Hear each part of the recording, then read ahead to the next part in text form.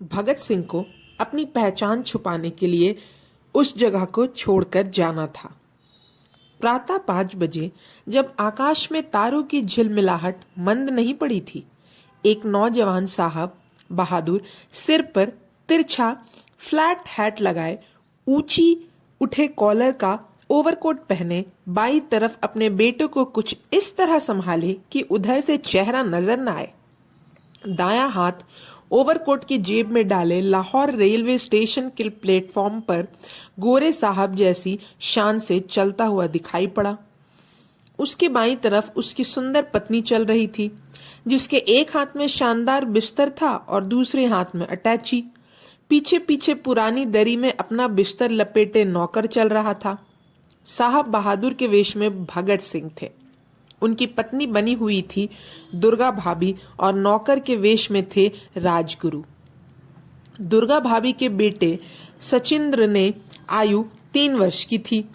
भाभी भी यथाशक्ति चेहरे पर पाउडर मले और अपने सबसे ऊंची एड़ी के जूते से खटखट करती चल रही थी। भगत सिंह में जेब में भरा हुआ था पिस्तौल, कमर पर भी भरा हुआ पिस्तौल बंधा हुआ था। पुलिस को संदेह हो जाता तो गोली जरूरी चलती। सची और भाभी दोनों का क्या होता? चंद्रशेखर आजाद भी रामनामी दुपट्टा ओढ़े, माथे पर चंदन लगाए, हरिओम के साथ हुंकार लेते हुए मथुरा के पंडा बने उसी ट्रेन के डिब्बे में सफर कर रहे थे जिसे ट्रेन में भगत सिंह था। लखनऊ स्टेशन आ गया। राजगुरु आजाद पहले ही उतर चुके थे। साहब बहादुर, भगत सिंह और आधुनिक दुर्गा भाभी शान से प्लेटफॉर्म पर उतरे। दुर्गा भाभी ने कलकत्ता में सुशीला दीदी का नाम तार दिया। इसके बाद दोनों अपने अपने रिजर्व कूपे में वापस आ गए। सुशीला दीदी उन दिनों सर सेठ छज्जूराम की पत्नी श्रीमती लक्ष्मी देवी की शिक्षक अभिभावक थी तथा उन्हीं की 3 मंजिला कोठी में रहती थी। भगवती भाई भी उन्हीं के साथ थे। दुर्गा भाभी ने तार में भेजने वाले की जगह दुर्गा देवी ना लिखकर भूल से दुर्गावती लिख दिया। भगवती भाई और सुशीला दोनों विस्मित थे। कौन दुर्गावती और कैसा भाई? दुर्गा ने तो कांग्रेस अधिवेशन पर आने से मना कर दिया था। कलकत्ता मेल चल पड़ी। इसके एक छोटे से डिब्बे में कुछ वर्ष बाद अपनी शहादत से ब्रिटिश साम्राज्य को हिला देने वाला एक महान क्रांतिकारी यात्रा कर रहा था। यह किसको मालूम था कि क्रांतिकारी महिला दुर्गा भाभी की तुलना किससे की जाए? शब्दों द्वारा कहना कठिन है। दूसरे की पत्नी बनकर 40 घंटे उन्होंने रेल के उस रिजर्व डिब्बे में बिताए जिस पर कभी भी कहर टूट सकता था।